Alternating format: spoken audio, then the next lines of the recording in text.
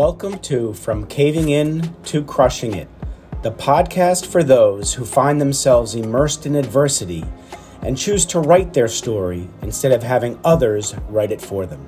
I'm Drew Durrani, and I'm your host. Lindsay, it's so great to see you. Thank you. It's nice to see you too. So I always love before we hit record getting to catch up on things, and you really look good. I'm glad you're feeling better, and we'll get into that kind of stuff. But I'm just happy to see you here with that smile on your face. It lights up the room. I always like to thank the person who introduced me to my guest. So this time, Emilio Roman. I want to thank you personally, my friend. Thank you for introducing me to Lindsay. She's a wonderful person, and you're a good judge of character, sir. So, my audience knows I always start out with saying that when we're young, we're taught that life is linear, it's a straight line. If we do A plus B plus C, D is going to happen. And for the most part, our lives are linear until they're not. Ultimately, an external circumstance will get in the way between one of those letters and derail that straight path into a more circuitous route in our lives. And that just means that adversity has now reared its ugly head. And when adversity shows up, some of us see it and some of us don't. And for the ones who see it, we've got a choice. We either face it head on or we run away from it. And because of all this, I say there's three types of people in the world, three types of men, three types of women.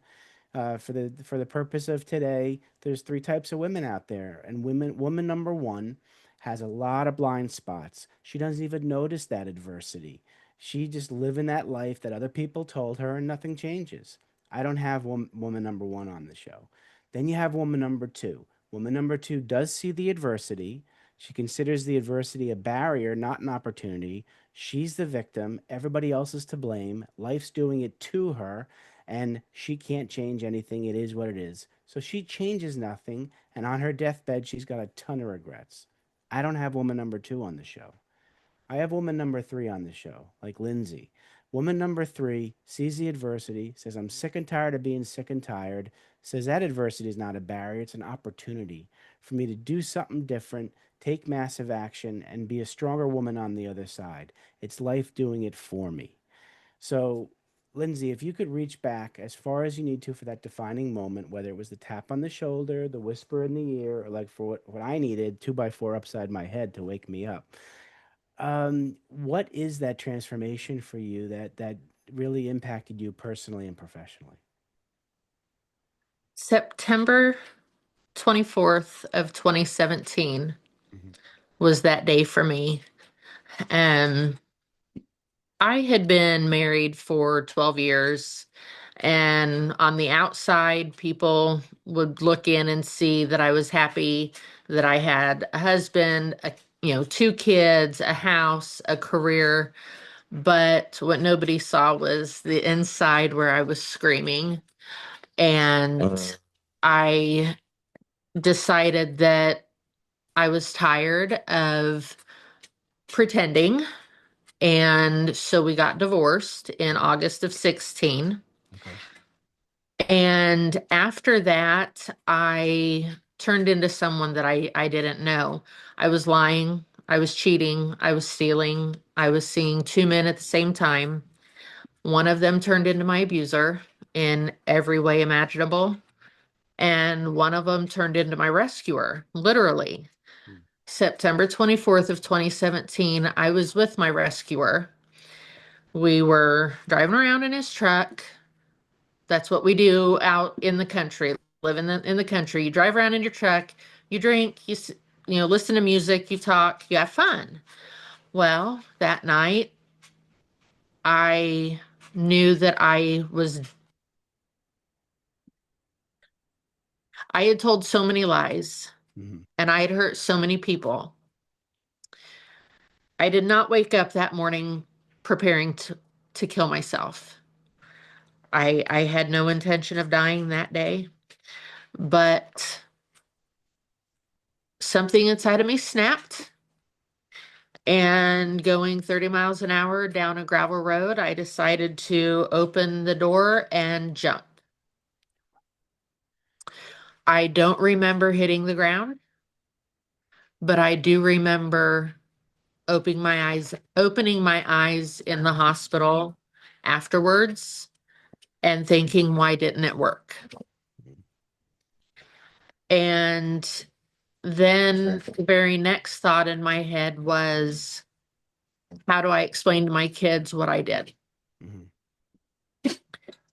Because when someone's at that point, when someone gets to that point, they don't think about their family, their kids, their friends. They think about wanting the pain to stop, Mhm. whether it be physical pain or emotional pain.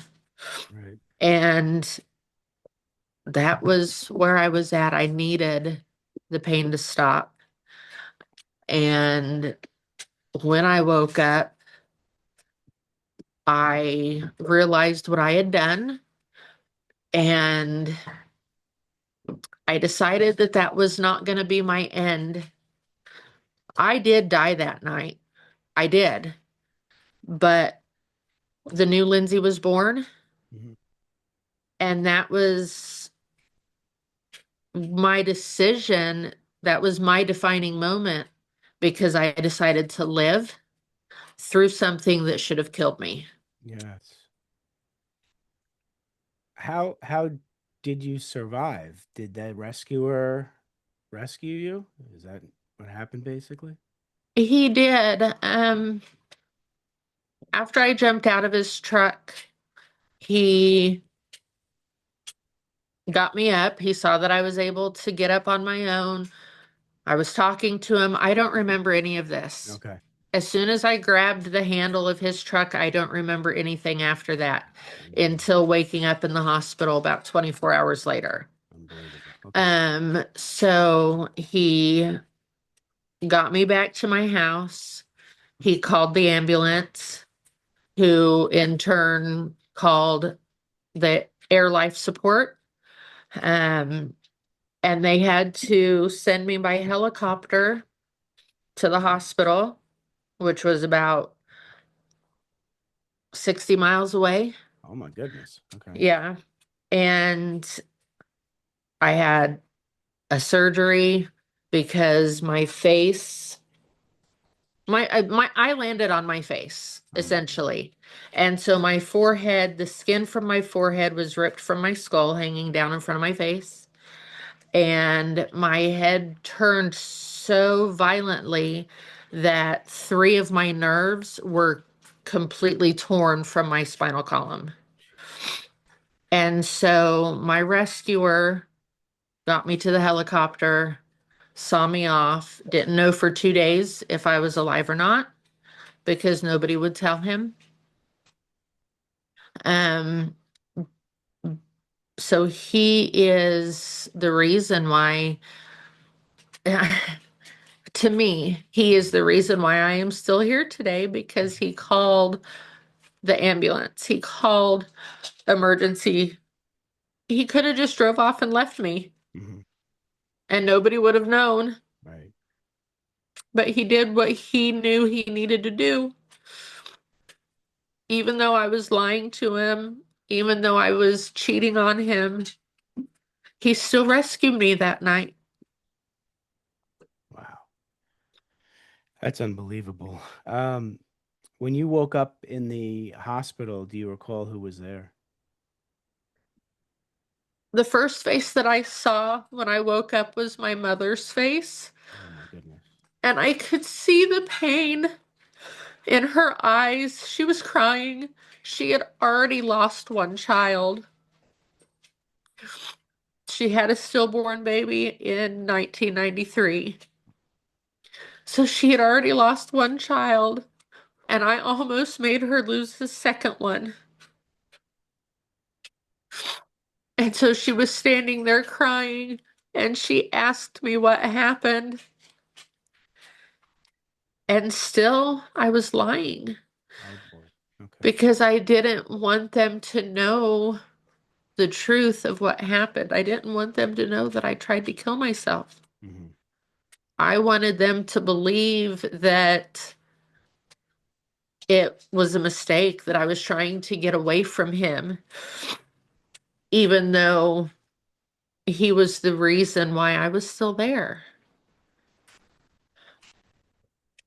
So at that point, the old Lindsay kind of was still there, Yeah, right? Because you still yeah. chose to lie and blame him. So what made the new Lindsay appear? When did that happen? And what was really the reason for that, you think? The new Lindsay really appeared about 2 weeks later Hmm. because my family had an intervention. See, most of my teenage years and most of my adult life, I was lying. Okay. Um, I just for some reason did not feel like telling the truth was what I needed to do. I Hmm. was lying to everybody. And so my family had an intervention, Hmm. told me that I needed help. And I knew that if I did not seek out help myself, that I Hmm. was going to be ordered to by the court because of my children. Children, right? And so I committed myself to a mental health facility. Okay. And at that point, I mean, there's nothing glamorous about healing behind a locked door. Right. You were on a schedule.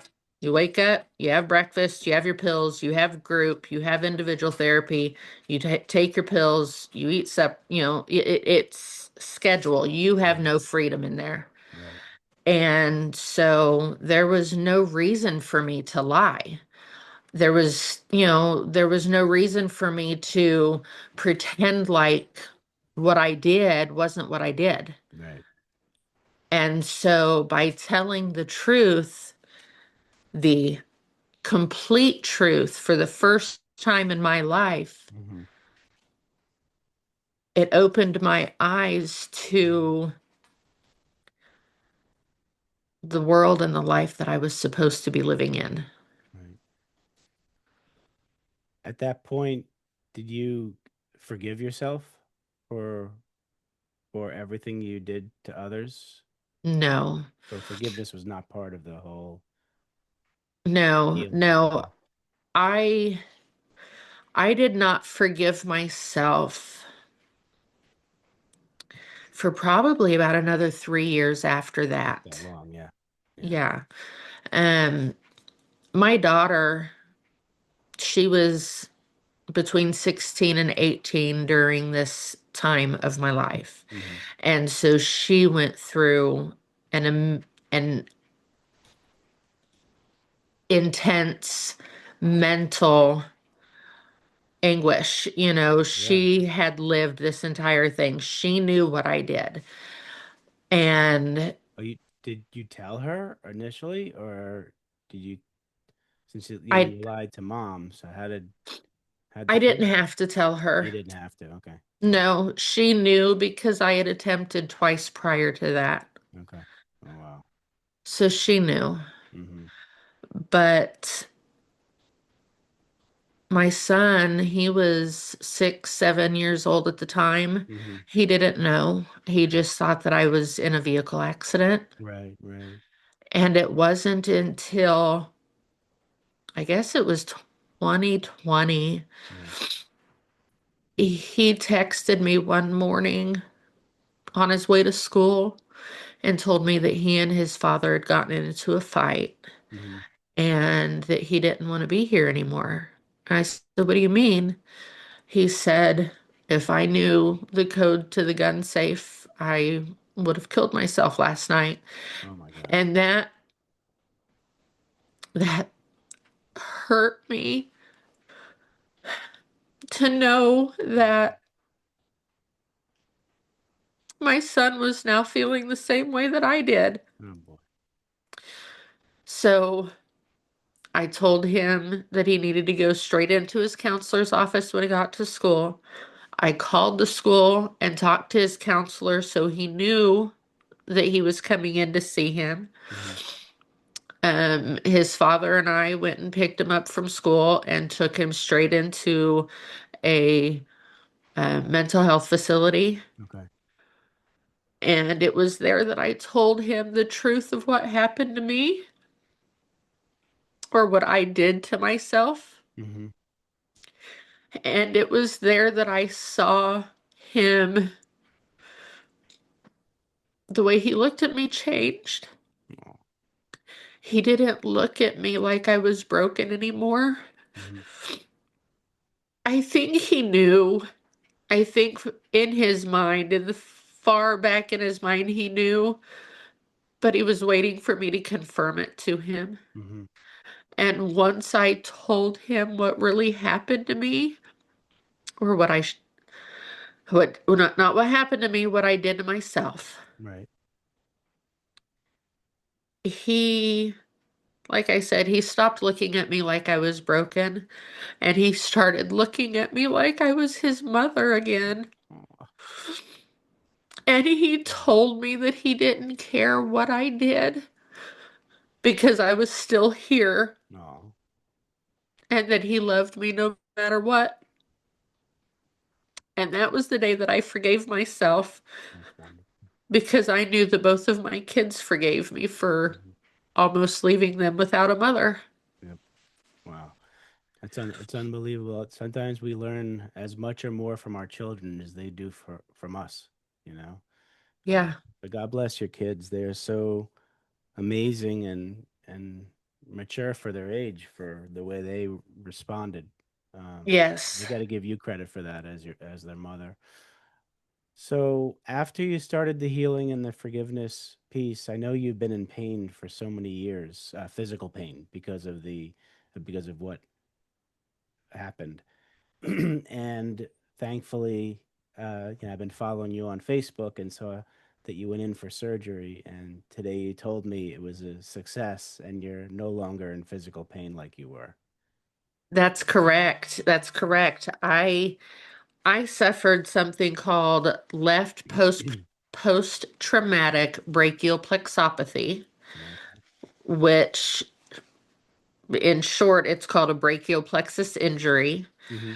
I had avulsions of nerves C7, C8, and T1, Mm-hmm. which means that those three nerves were completely torn out of my spinal column. Wow.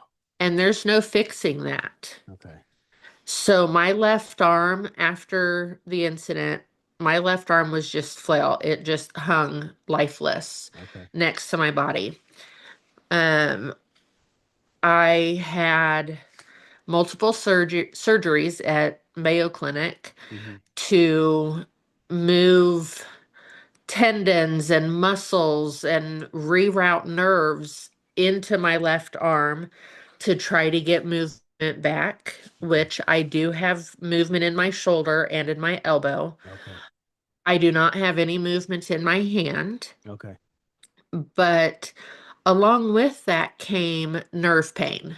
Okay. It's kind of like phantom pain, like when Mm-hmm. a soldier loses a limb in battle Right. and they have the phantom pain. Mm-hmm. That's exactly what this was because my brain was telling my body that, Mm-hmm.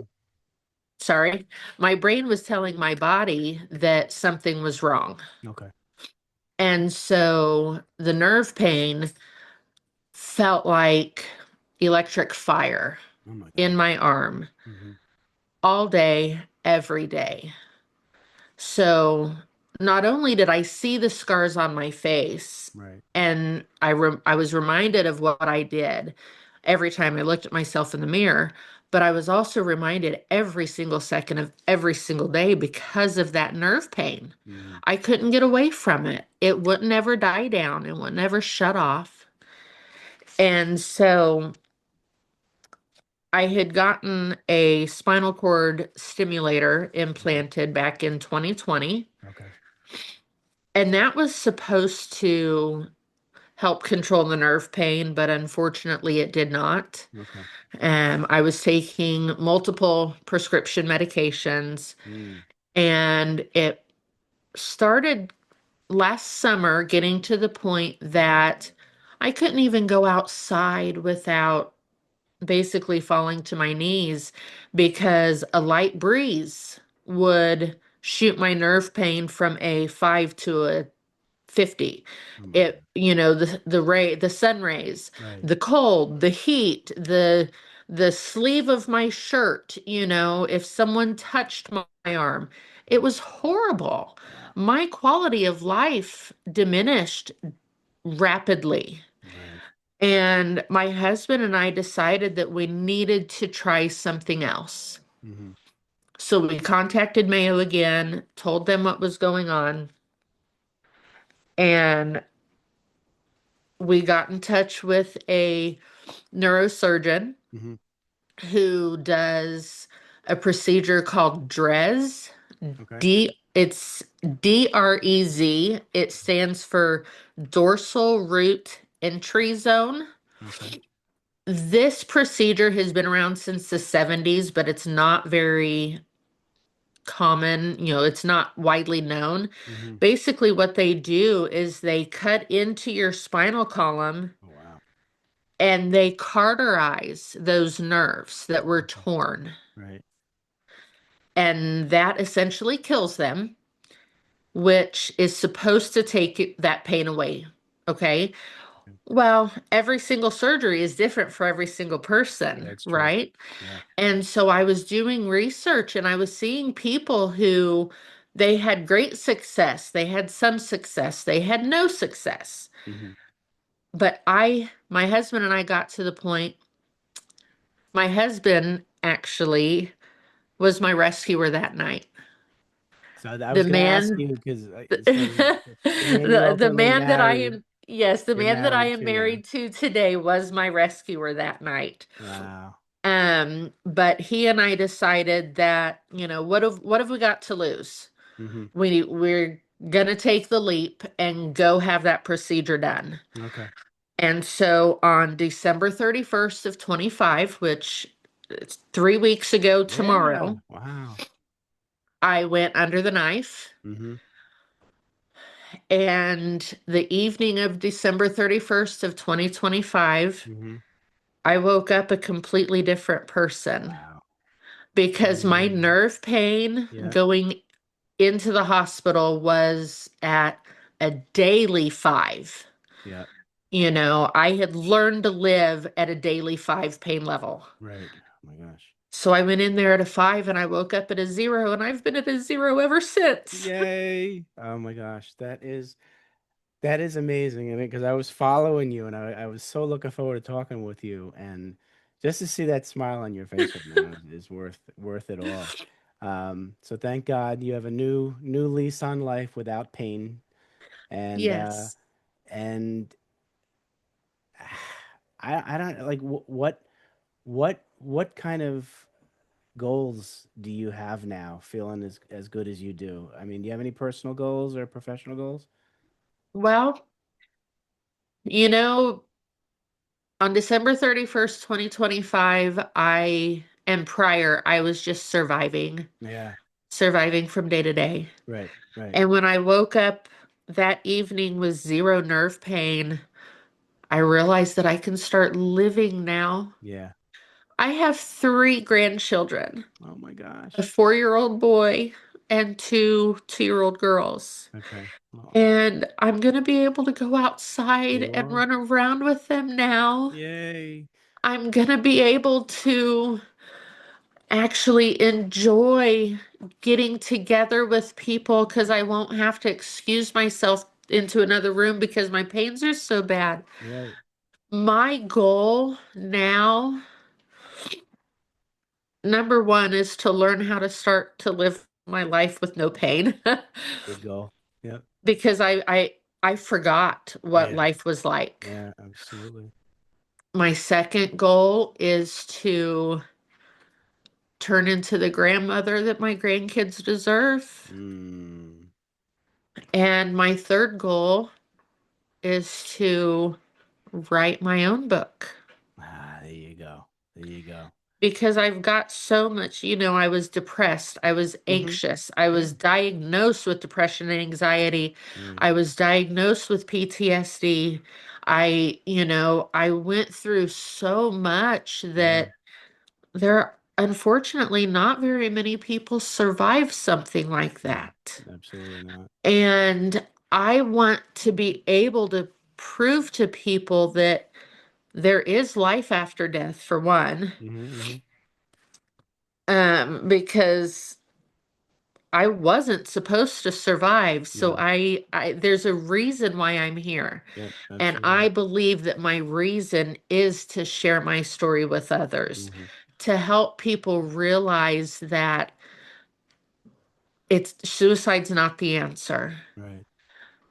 It is a very scary word. I will give you that. Hmm. It is a very scary word, but it's not a bad word. Hmm. And it needs to be talked about as openly and honestly as having a flu or Uh-huh. having a broken leg. Yep. Absolutely. And I also want to help people n- notice the signs. There are signs of people who are having a mental health Right. breakdown. Right. And there are signs of people who are contemplating suicide. And I was there and Hmm. I didn't notice these signs, but my rescuer did and Right. my daughter did, but Right. they could not convince me not to do it. Right. So I want to be that person for others Hmm. because I can honestly say I have been there. I know exactly what you're going through. Right. So my goal is Um, to write a book about my story that will also include, you know, uh, signs, yeah. warning signs to look Hmm. for, but will also include what my life is like post pain. Hey, I love that. Now, how old is your son now? He's 16. How's he doing? He's doing great. That's wonderful. That is Yes. wonderful. And Yes. and He he, is one of my biggest supporters. I can tell. I can tell. You guys have formed a tremendous bond. Yes, we have. And your daughter is how old now? She is 26. 26 already, and she's the one with the two kids. She's got one kid. Got She's one. got a Okay. 2-year-old daughter. Okay. Uh-huh. And then I've got two bonus sons. Okay. Yes. And one of them is married, but they don't have kids yet. Okay. And then the other one has the son and the daughter. Okay. So you got three grandkids. Yes, yes. A Wow. 4-year-old son and Uh-huh. two 2-year-old granddaughter. Or sorry, a 4-year-old grandson Grandson. and two 2-year-old granddaughters. Ah, what a life you're leading now. That's fantastic. Yes. Professionally, what had you been doing when before all this happened, and what are you doing now? Before all this happened, I was working outside of the home, Hmm. um, different jobs. I never really could hold down a job. Okay. But then after it happened, I tried to go back to work, but the Hmm. pain was so severe that I could not. Right. Right. And so my husband and I decided that I would not work out Right. in corporate America, anyways, Right. and that I would take over running the office for the 4 family businesses that we have, Okay. because at least there I can get up and walk away from my computer Hmm. or take a Hmm. break or, Right. whatever I needed to do because of my pain. Right. And so that's what I'm doing now. My daughter and I run the office Okay. for our 4 family businesses. And then our 3 sons work right alongside us. So all 4 of our kids work with us in some aspect every day. Wow. Yes, we get to see our all 3 of our grandkids almost every single day of the week. That's wonderful. So tell us a And little about the four family businesses. yes, they are all in the agriculture field. Okay. We have a farm and All ranch. right. We can run up to like 1,500 head of cattle at any given time. Oh, wow. Yes, my husband's That's a actually at lot. a cattle sale right now. Okay. And then we have a silage chopping business.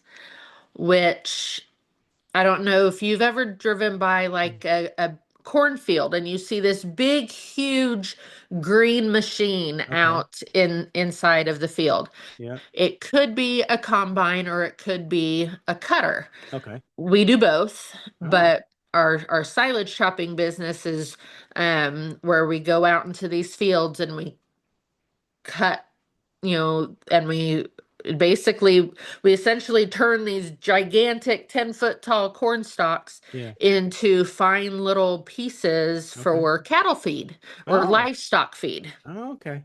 Yes. And then we have an over-the-road trucking company Okay. where we haul cattle, not just ours, but Right. for other people all Right. across America. Right. And we also haul like feed commodities Okay. for livestock. Wow. And then the business that my daughter and I run is a brokering business Okay. where we find loads, like commodity loads for outside truck drivers to keep them on the road so Okay. they don't have to be hunting for loads themselves. Wow. You guys are busy. We are very busy and we have 6 employees that Uh-huh. work for us Right. year round. Okay. And then we have 8 South African employees that come Okay. over Okay. throughout the year as well. So we have a Wow. very large crew. You do, absolutely. And all four of the businesses seem to work kind of together. Like they're Yes, all they do. intertwined and they're all in the same like kind of process. Yes, That's yes. They're all in the agriculture field. wow. So he's at a cattle, what is he, a cattle sale? What is he doing then? Like what is he actually selling or the cat Yes, today selling we're cat? selling. Yes, Okay. he All he right. took our sons took cows to the sale barn yesterday Okay. and they're being sold today. Okay. And then on Thursday we're going to be selling like I want to say it was like 125 head of cattle Oh at wow. at Thursday's sale. Okay. Um and he'll be buying. He was buying every day last week basically. He was there looking to buy, I should say. And I think he came home with almost 100 head of cattle last week. Oh And wow. so he'll be looking to come home with more this week. That's kind of what he does. He goes and he buys and he sells every month. Okay. Wow. How did I don't I'm just learning this now with you. So how do you know when to sell and then when to buy and what you're buying and how does that work? That is a great question. I love going to the sales with him because Okay. I learn so much. I was not born into the agriculture field. I was born a city girl. Okay. It's something that had 4 legs and mooed was a cow. I didn't know that there was anything different Yeah. besides, a bull. I knew what that was. Uh-huh. But we typically buy calves that are Oh, okay. between 400 to 500 pounds. Okay. And you've got to really look at them when they're in the ring being sold because Yeah. if their ears are droopy, then they're probably sick. They might have something wrong with them. So you've really got to look at them Hmm. as they're in the ring. Okay. But yeah, we usually buy them between 400 to 500 pounds. We bring them home. We feed them for about 60 to 90 days. Okay. And then once they're between 750 to 900 pounds, we take them back and we sell them. I see. Okay. All right. That makes sense. Okay. Yes. Any other animals you have on the farm or is it specifically the cows? We have some horses. Okay. A couple of the horses, see, the 2 older boys used to rodeo. Oh, And okay. so a couple of the horses are like trained for rodeo, Okay. but they're all just leisure horses All now. right. Okay. Yeah. That's wonderful. Ah, I love hearing that. And then so that's it. No, just the horses and the cows. Yes. No other no. And the huge pack of dogs Oh, and the dogs. Gotta have the dogs. I'm sure you've Okay. heard. We've got one dog. My daughter, she has two. Our second oldest son has two. Our oldest son has one. One of our employees has one who's I love. here. Yeah. He's actually, I'm puppy setting this week Aw, because he's over the road. So okay. that's the dog that keeps making his voice heard while we're Yep, talking. that's what I heard. He loves being part of the I conversation. love it. Well, he's more than welcome. Oh my goodness. Wow, this has been amazing. And the audience, I'm sure, has captured the essence of Lindsay Stadel, and they're going to want to get in touch with you. So, folks, two ways. Go onto Facebook, Lindsay's personal page. You'll find her. Easy to find Lindsay Stadel there. Or you can go to her Facebook group. And is it a public group to join? It is a public group, All right. yes. It's called You Are Enough, just like on the sweater that she's wearing right now. You Yes. are enough. And the cover page Yeah. of the group is this black wristband Okay. that says you are enough. You are enough. That way you know that you're at the right group. All right. So black wristband that says you are enough, and that's the correct Facebook group. Thank you, Lindsay. Thank you. Thank you. Yes. Two last questions for you. You Okay. ready? Okay. So the first question is you're sitting down with 7 to 10-year-old Lindsay, and you want to give her advice about life. What are you going to tell her? Always tell the truth. Hmm. I I don't remember a time in my life where I wasn't lying about something. It goes all the way back as far as I can remember. I was never able to just tell the truth all the time. Wow. And so I would tell her that there's nothing that you can do Hmm. that's so bad that your parents will be that mad about. If you tell the truth the first time, they'll be happier than if you lie Right. and then have to follow up with the truth later because they found out. Absolutely. Good So advice. always tell the Good truth. advice. All right, switch hats, and now you are speaking with young Lindsay, the young businesswoman, young entrepreneur, and you want to give her advice about business. What are you going to tell her? Oh my goodness. I think what I would tell her is to jump in the pool with both feet because there is so many people out there Yeah. who can benefit from not only your personal story, but Hmm. also your professional story. Hmm. Because see, when my husband and I got together after my incident, we only had two businesses. Okay. So since 2020, we've started two other Additional. businesses. Right. Right. And so there's so much knowledge that I have that I can share with people that I would say, like I said, jump in with both feet and hit the ground running. Like I've said before, watch out world, here I come. There I'm you go. pain free. So I would tell her just to to go for it. Whatever you decide you want to do, whatever your passion is, go for it Wow. because nothing can hold you back anymore. Great advice. Well, I admire you. You're an inspiration, Lindsay, and I Thank thank you you. so much for coming on and coming into my life. Emilio, thanks again for the intro. Keep doing what you're doing, Lindsay. Amazing human being, amazing mother, amazing wife. Great job. Yes, thank you. Emilio will forever be part of my redemption story. Mhm. I love that man to death. Yeah. His wife Daniela, they will always be part of my redemption story. So, yes, my little shout out to Emilio and Daniela. I love you guys to death and thank you for trusting my story to thank you for publishing my story and allowing me a platform to tell it on. And same with you, Drew. You have changed my life as well because you're letting me tell my story. Uh, You're letting me be raw and real. mhm. Well, I'm grateful to have you in my life. So thank Thank you so you. much, Lindsay. Everybody out there, please take care of yourselves.